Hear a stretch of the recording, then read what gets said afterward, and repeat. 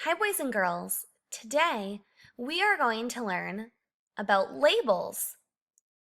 Did you know that a label gives the reader information about a picture? Labels are super duper important. Let's take a look at this picture. This is a picture of a pig.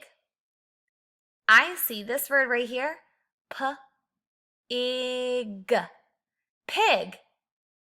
This is labeling and telling me that this picture, this animal is a pig. Do you see another label? Do you see something else that gives us information about this picture? Look at this box. I wonder what is it pointing to? What is this? That's right. This is the pig's ear. Do you see another label? Ooh, let's look down here. Do you know what these part of a pig are called? Hoofs. That's right.